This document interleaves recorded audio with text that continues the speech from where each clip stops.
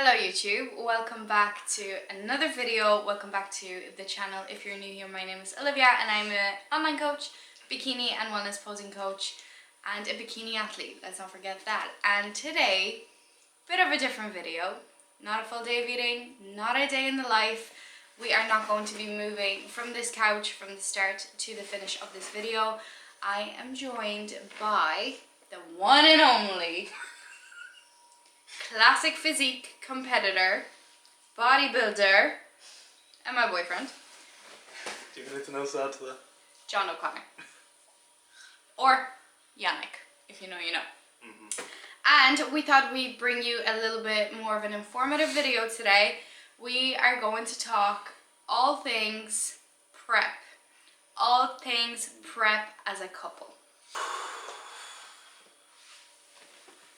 With our coffees, of course. Grab your coffees or grab a snack, grab a cup of tea and strap yourselves in because we are aiming for a 20 to 30 minute video, but we know well it's probably going to be longer than that. Yeah. So let's dive into it. We're going to go all the way from the beginning of prep to mid prep to the end of prep to post show. We are going to mention post show as well.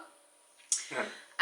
So maybe a little breakdown just so that people know what they're in for. We're going to talk about what it's like prepping as a couple. Diets. My diet versus your diet. Food focus. Food focus. And remember, John competed for the first time. I've done this a couple of times now, so we're definitely going to talk about the difference between that. Maybe just the differences between actually being a male and a female in prep, because there was many things like I pay attention to that you didn't, and the other way around. Maybe how bad our prep brains were. Yeah, mine was bad. Maybe some things people don't really talk about. Might leave that till the end, keep people interested. How was having the same coach for a prep? Yeah, so we have the same coach as well, so obviously that was interesting. Definitely the traveling to each other's shows while being in a prep, that's definitely something we want to touch on. And we're definitely going to go into post show, how our post shows looked, how were they different, how were they similar, etc, etc. So let's go all the way to the beginning. Day one of prep for me happened before day one of prep for you. But let's just go from the time we were both on prep together and let's call that day one. Yeah. What changed? So like keep in mind, obviously prep and off season, like we're bodybuilders every single day of the year. But obviously when prep starts, things change. You know, you start living for prep. Your life revolves around prep. So maybe what changed for us when prep kicked in? Time. The amount of time that we had together, that changed almost instantly. Yeah, that changed like this. Our behaviours towards each other, that didn't change for a few weeks because obviously we were still on kind of higher food than what we were at the end of prep. So yeah, the end, and you have to say like my energy levels and overall mood this prep was a lot better than my last prep. Oh, so much better. I was a lot more human for the majority of this prep. You were. Like you could actually get a conversation out of me. Yeah. That lasted pretty much the whole, maybe until the last few weeks. Last few weeks, but then it picked up again between shows. But it was the same as me. Like it's because I felt a lot better in myself this prep. I had more energy. I was on a little bit of higher food than the last prep. I wasn't working such a stressful job anymore. And yeah, obviously like the body was responding, so that put me in a good mood. And I had more energy, which was the main thing. I had more energy. I was starving, yes, but I had more energy. Your body responded a lot quicker than the first time around. So when her body wasn't responding at the start, we thought it was going to be the same situation all over again. But once it started responding, it responded fast. Yeah. From like, I remember we went to Manchester at 6 weeks out for me. And when we came back, it's like a switch just flipped. Yeah. And both my mind and my body were just, let's do it. Let's get you shredded. Well, me, on the other hand, I was fairly constant. Yeah, you're so that's a big difference between us. Like I had a massive stall at the start of prep, which lasted for weeks. Yeah. And then And then we just had a massive drop, and the drops just kept coming. As for John, it was just very steady all the way to our car. We had to change location. The house is a little full at the moment, so we're up in my room. So let's continue where we left off. So we so my prep, stall, and then massive drop. Yours, steady drops throughout. So that was definitely a big difference between how our bodies responded. And that affected you a bit throughout. It did affect me. I was pissed off.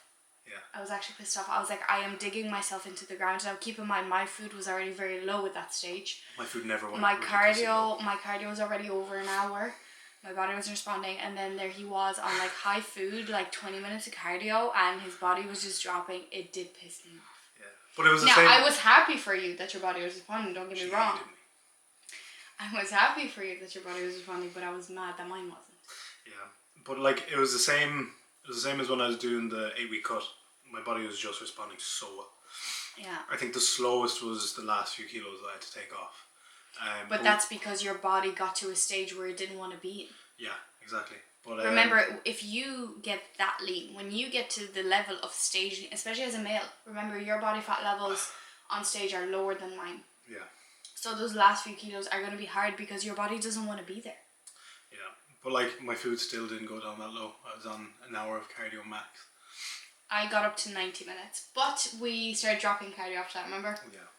You weren't on that for long. And my lowest food did go close to 800 mark. Mine was 1450, the lowest. And like I did run a couple of weeks of zero carbs, whereas you only had a couple of days of zero carbs. Of days when I was doing the fat load. But now at the same time, you have to keep in mind that like your 1400 calories is like my 700 calories. Don't get me wrong, yeah, I was still starving by the end. Okay, so that's actually something I want to get into right now. It's just the topic of food itself. Food focus. And food focus. Because keep in mind, I knew exactly what I'm getting myself into. I knew what I'd be like. So what is food focus? If you're not a competitor, you probably won't understand this, but you're thinking about food 24/7. Yeah. You finish a meal, or you're in the middle of eating a meal, and you're already thinking about your next meal. You're living between meals. You're living between, you're surviving between meals. Like, as I said, you're either mid-meal or you finish a meal and you're already thinking about your next one. But then that next meal comes and you realize it didn't even do anything. It didn't even touch the side. So you're thinking about your next meal. And then you get to the last meal of the day. You finish that and you're going to bed absolutely starving and you can't sleep. And you're trying to sleep it off because you're hungry. But you can't sleep because you're hungry and you're just crouched over in pain. Yeah.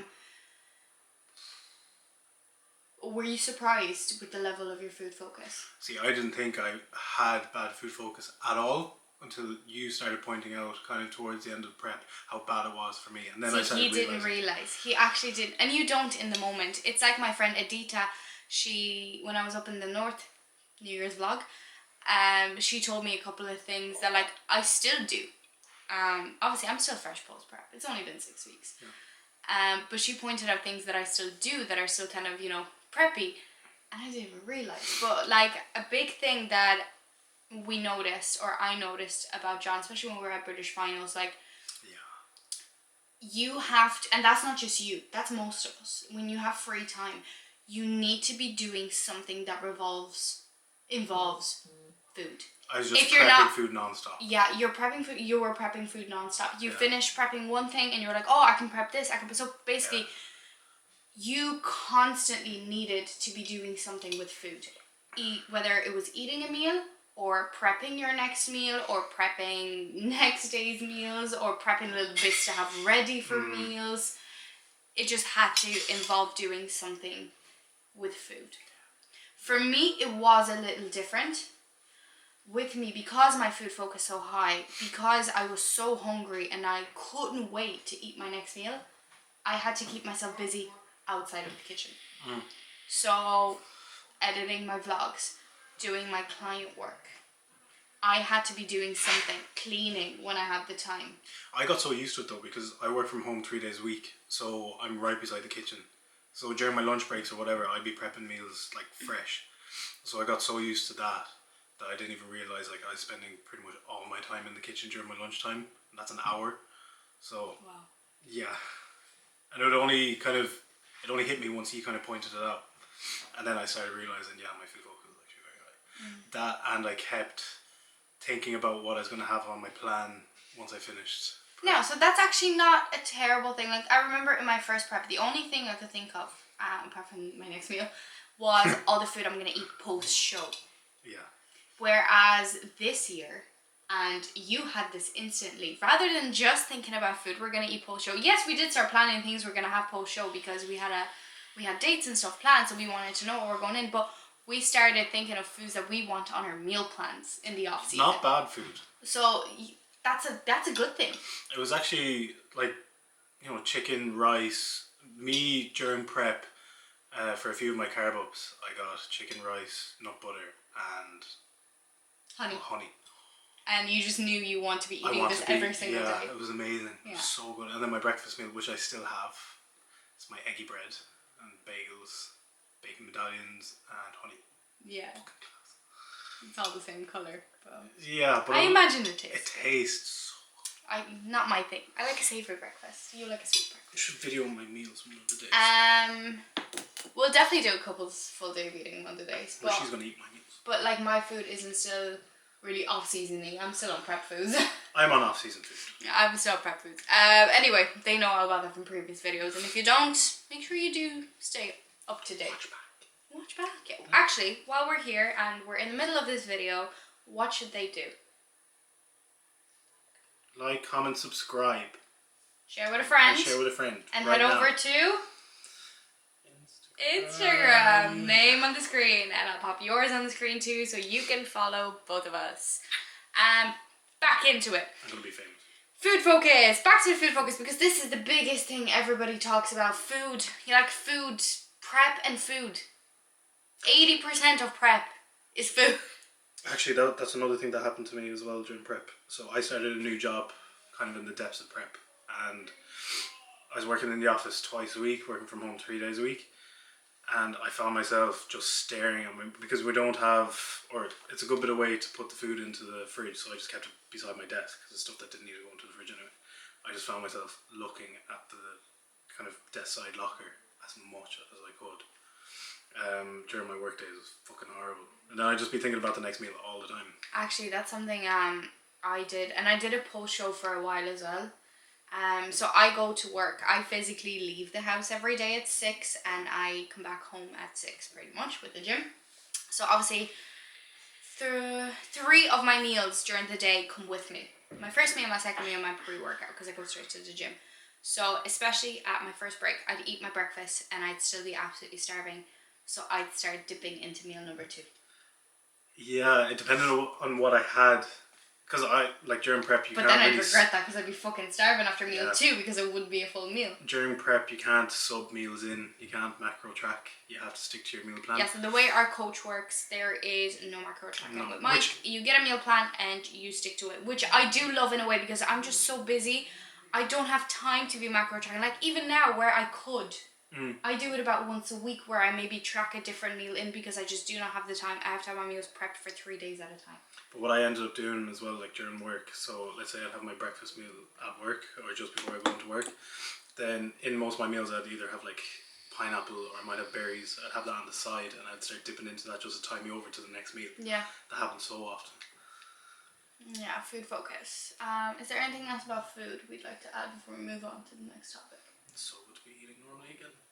It's so good to be eating somewhat normally. I'm still hungry, but yeah. Oh yeah, like don't get me wrong, I'm still so hungry. My appetite is way better than what it was last time when I finished the 8-week cut last time. I can eat now. Yeah, you can eat a lot more. I used to be able to eat a lot more than him, and now you're struggling. There's days where you can eat a lot more than me. And that actually helps for the off season because I'll be going up to 5,000 calories at some stage. So yeah. I found that the hardest last off season. 5,000 calories for 3 months constantly is horrible. First world problem. Yeah, first world problems. Having too much food.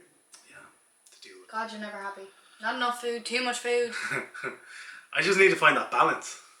and not stick by it because I need to grow. Okay, topic number 2. What is it like living with another bodybuilder under one roof who is also your partner in prep? I want to hear your thoughts on this. Because you've lived with me when it was just me in prep, and then you lived with me when we were both on prep. It was amazing at the start. What do you mean the start? How long did the start last? A good few weeks. Good few weeks, yeah. It did last a good while, and I thought it was going to be like that the whole way through, but no, not at all.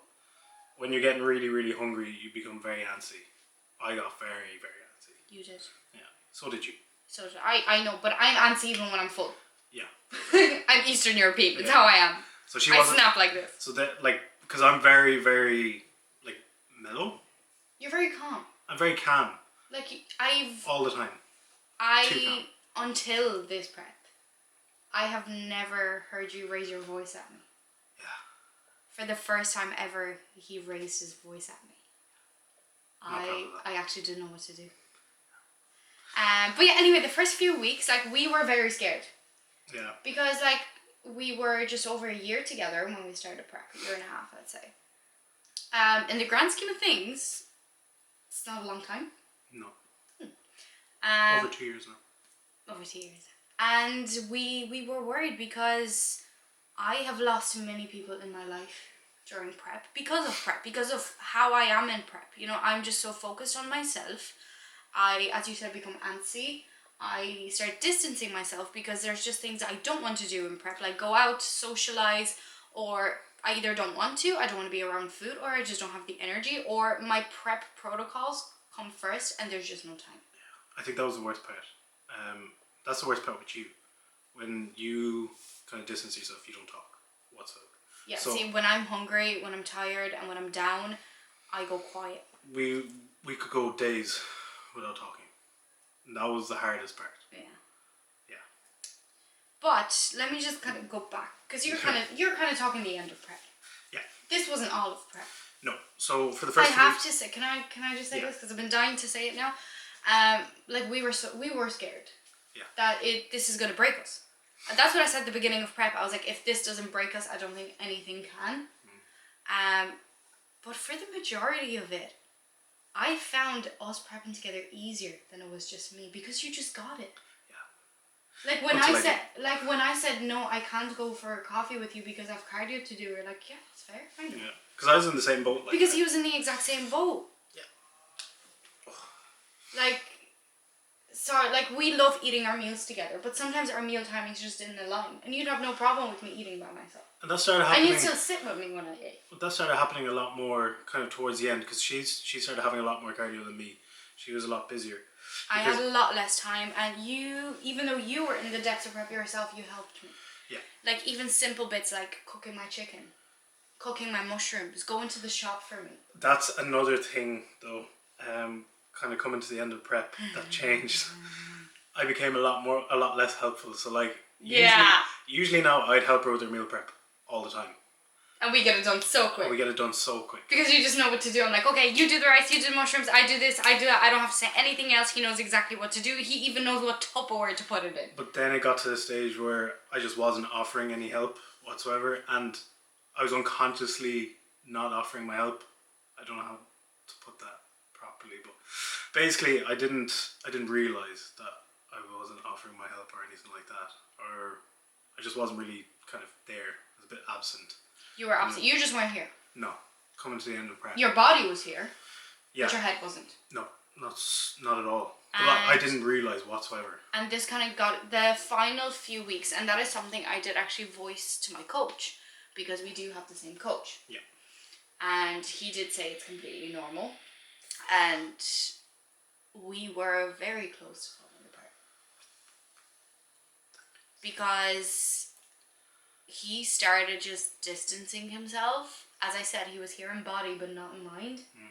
I felt like I didn't have a boyfriend anymore. Prep took my... Oh, that is going to be the title of this video. Prep took my boyfriend.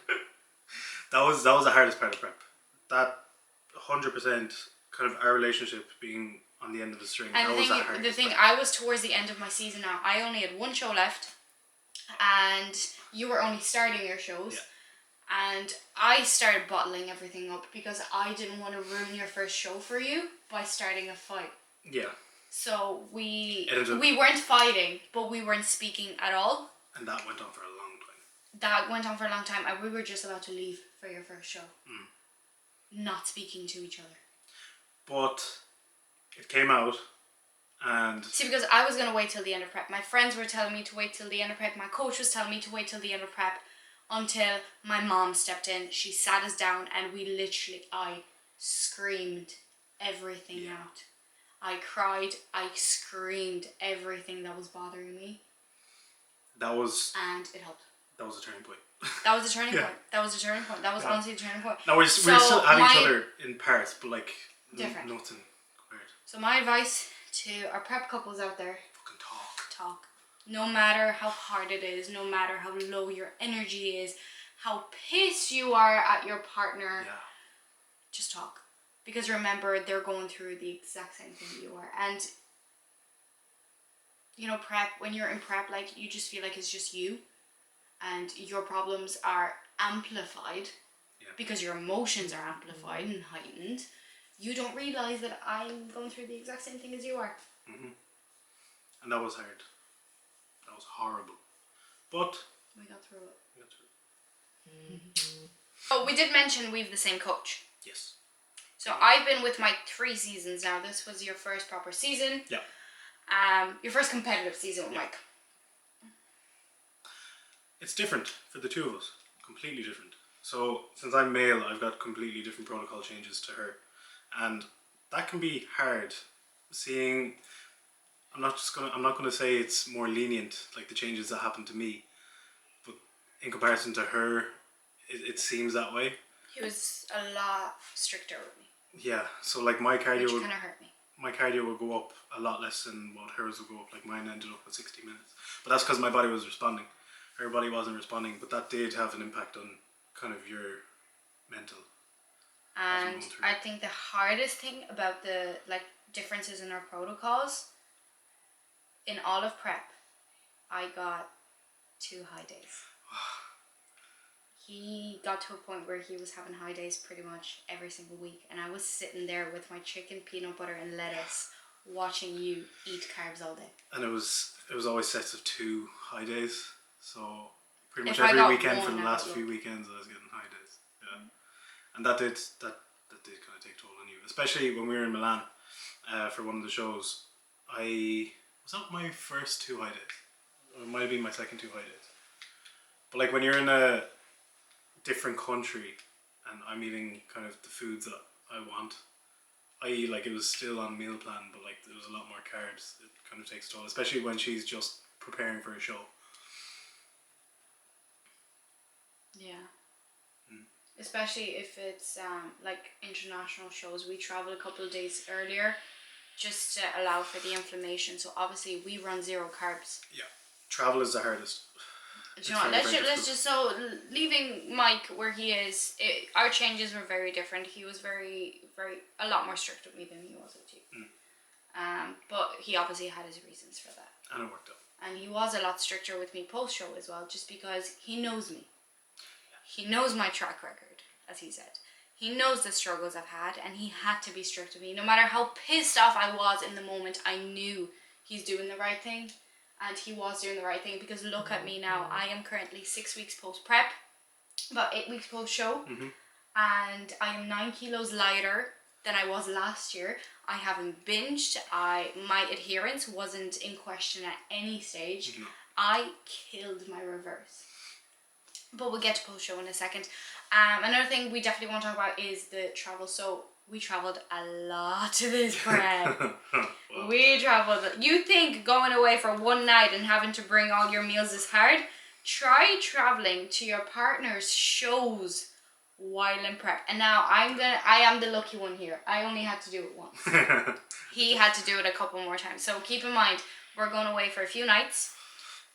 You have to stay on top of your meals. You can't miss a meal. No. You can't macro track. You're on prep. You're still on prep. Yeah. And just because it's my show day doesn't mean you're off prep. Now, he did get a high day for every one of my shows, but that's a different story. Well, I didn't get it for just one. For dairy. Just one. Yeah. Just the first one. And obviously, like, he has to get his cardio in. He has to get his training in. So did I when I went to his show. I had to get my cardio in. I had to get my meals in. I had to get my meals prepped. I had my client work to do when I was at your shows. I had my laptop with me non-stop. But that's the proudest that I was with myself during all the shows, because her shows were really early in the morning. Oh no, sorry, they weren't. They were late. But I'd still get up and I get my cardio done before. My appointments were very early.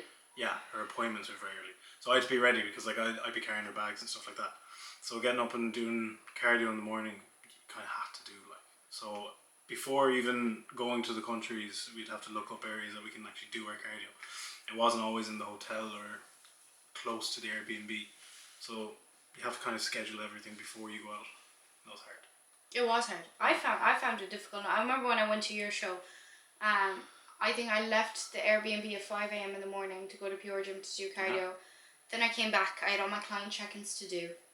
And then we had to go to the venue at like 7 a.m. for your tan.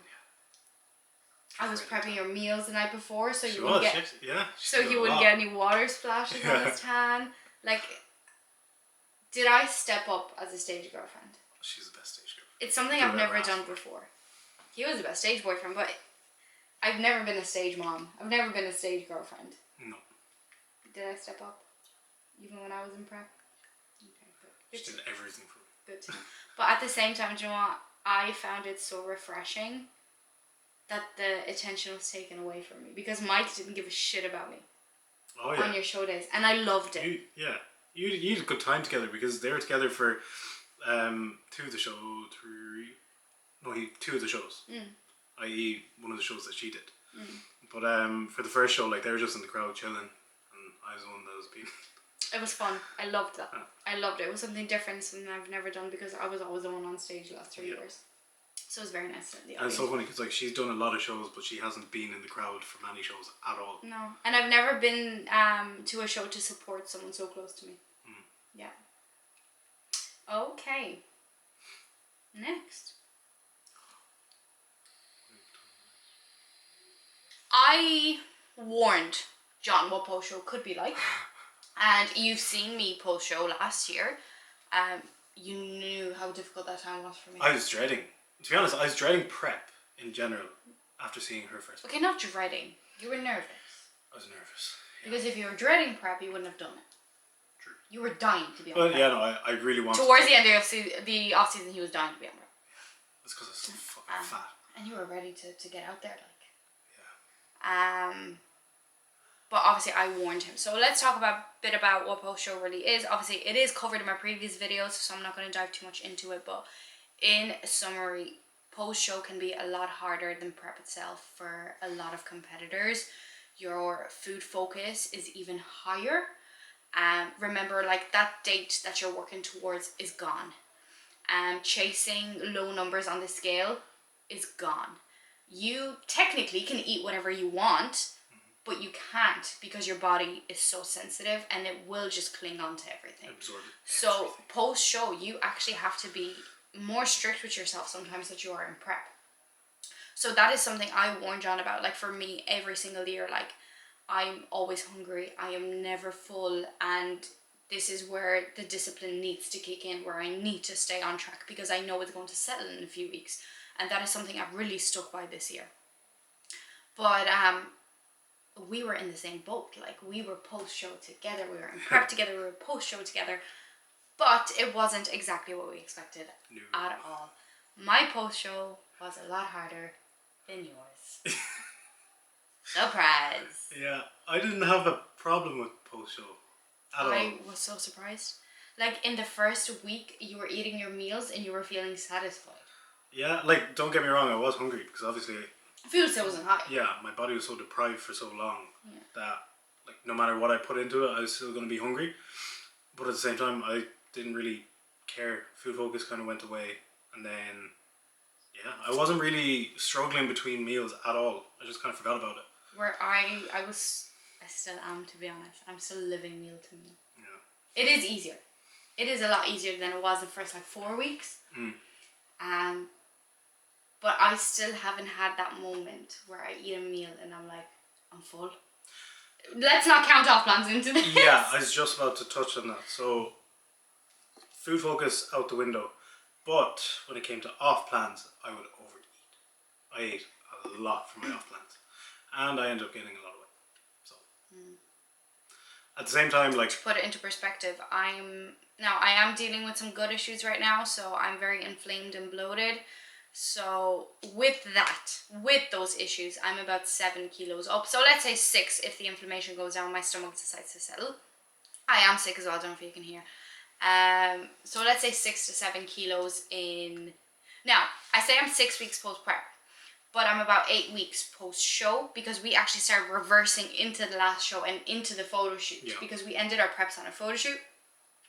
So we actually reversed out. So I technically finished being in such a severe deficit before the start of November. It is currently January. So in that space of time, we're looking at about a 6 to 7 kilo increase in body weight for me, which is less than 10%. Yes.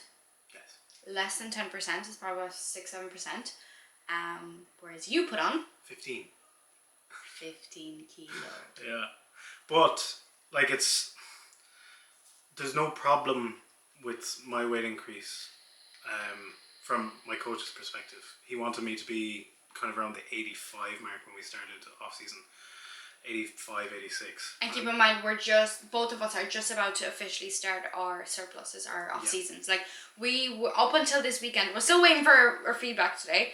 My coach is, speaking of the devil, I'll listen in a second. Speaking of the devil, so he's enjoying a little relaxing weekend away, so we're going easy on it with the check-in response. But we did, what was it, about a 4-week post-show phase and about a 4-week maintenance block, and now both of us are about to go into our off-season, so surplus phase. So he only wanted me kind of around the 85, 86 mark. I'm at the 88 mark starting my off-season, so I'm not too far off. But and keep in mind, we just enjoyed Christmas and New Year's. Yeah. The difference here as well after off plans, I'm not going to lie, I have been 100% on my meal plan. I did tend to overdo it a little bit on the off plan meals as well. I'm going to be honest, I did eat a little bit more sometimes than I planned. But at the same time, I have been learning to control myself. Absolutely. And they can see that in the previous vlog, especially the New Year's one. I told you all about that. And your composition. And yeah, I lost my track of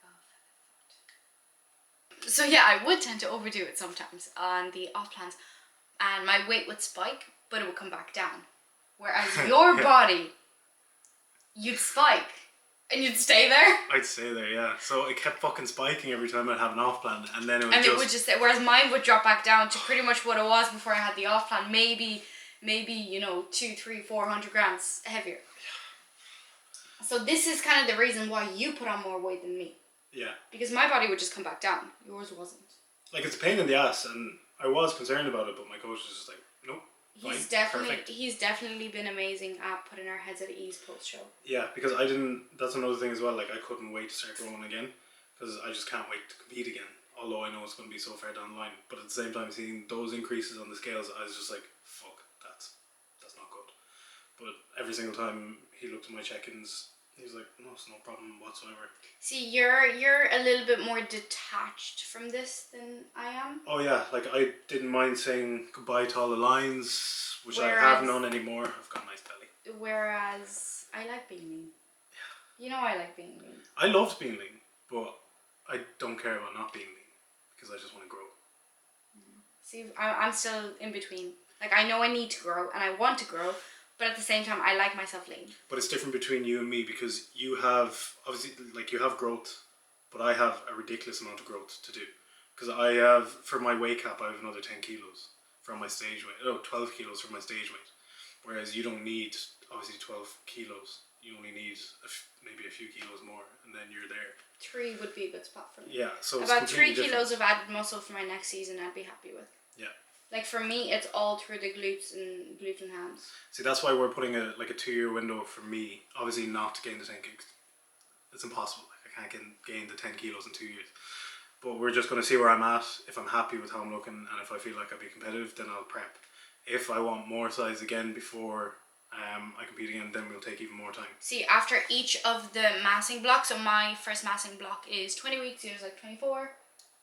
20 to 24. We haven't 20, decided so we yet. haven't decided yet. We see how we So go. after each of those blocks, so we have two scheduled as of now. Yeah. We do have mini cuts after them before going into the next one, which will allow us to kind of tidy up, obviously, bring the hunger levels back up so you can push food again, but also see how different the composition is looking. See, are we putting on muscle in the right places? Yeah. I have a feeling this video is super long already, so yeah. So we're gonna start tidying it up here. Plans going forward for us, as we said, grow, improve, and to be competitive within the NPC next time we step out on those big stages, because the stages are going to be big. We're very excited to do this together yet again, and Different. Same but different. This is the first time we have a whole year off, more than a year. It's time that we find balance. We try to find normality again. I think the best part, apart from prep, the best part after prep, after 6 months of being in a prep, going out on our first date. Yeah. I missed that.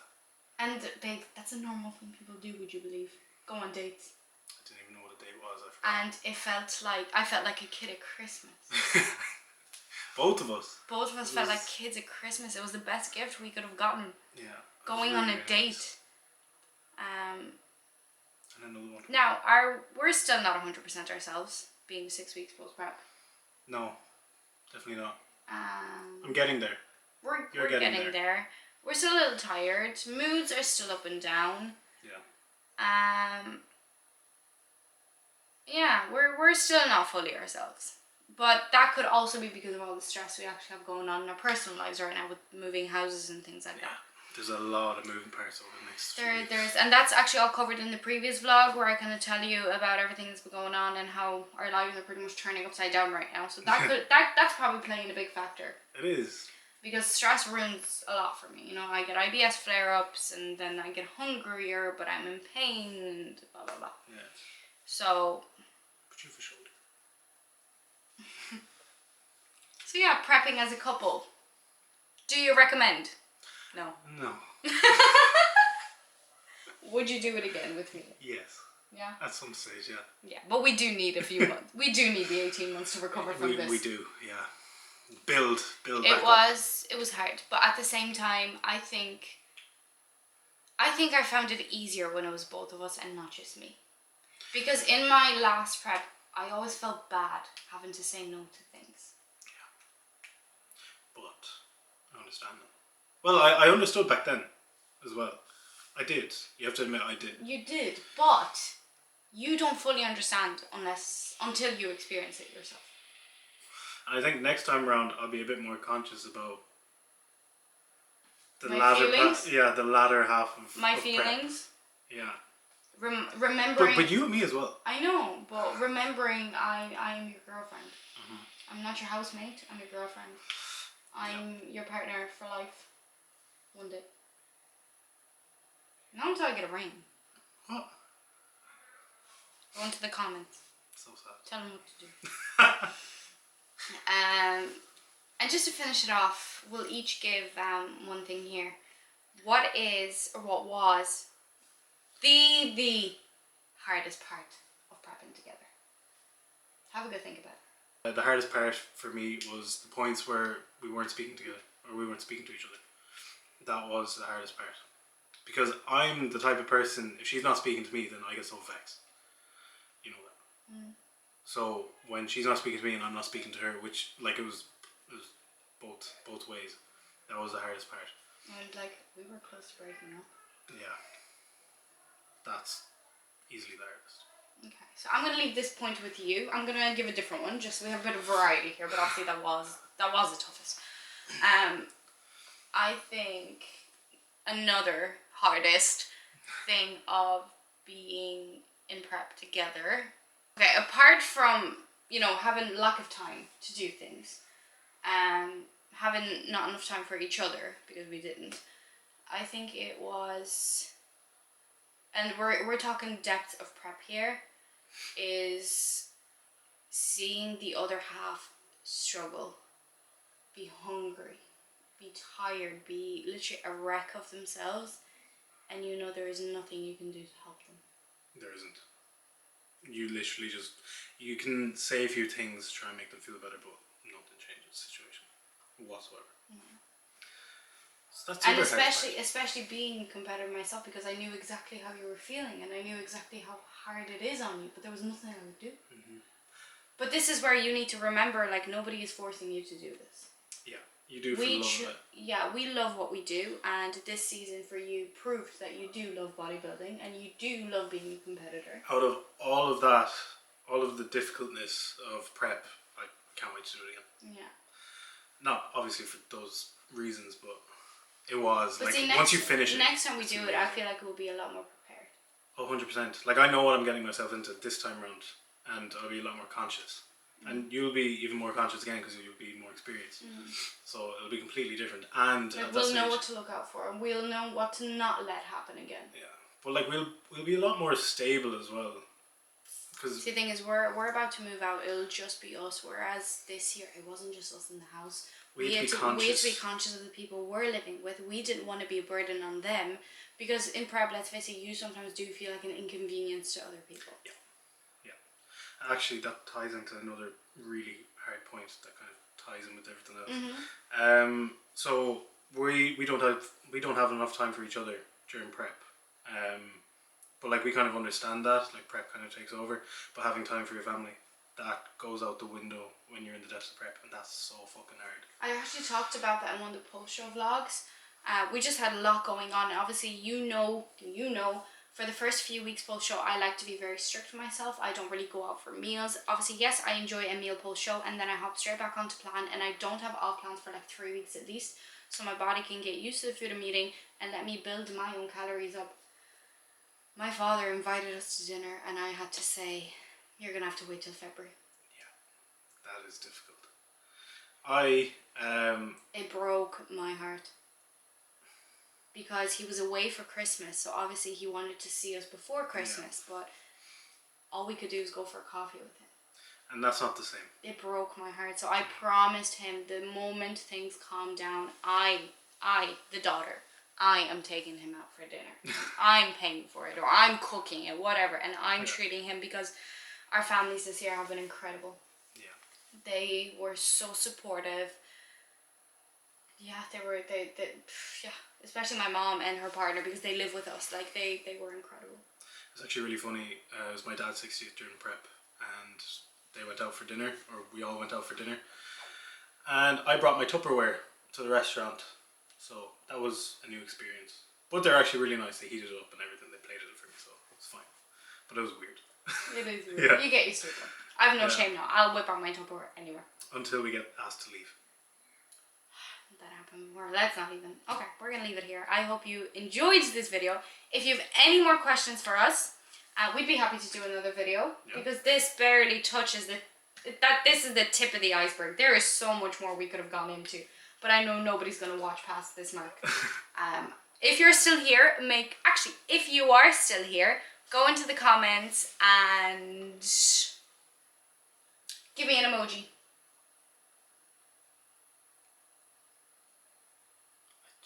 Oh, sorry, you mean any emoji? Oh, I was doing it.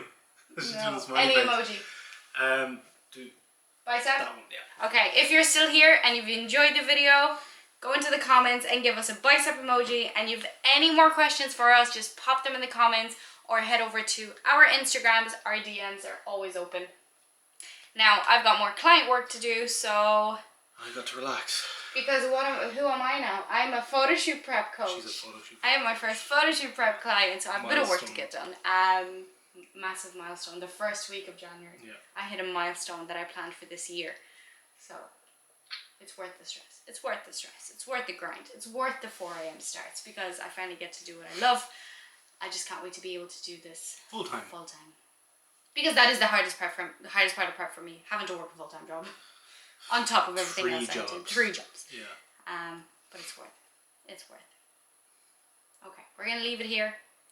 And if you want to see John on the vlogs again, make sure you do give us a like and comment and subscribe to the channel. I'd love to get this channel up to 1,000 subscribers. But Next milestone. that's the next milestone. Yeah. So we shall, or I shall, see you in the next one. Thank you for watching. Ciao. I wasn't saying ciao. That's one of the vlog. Ah!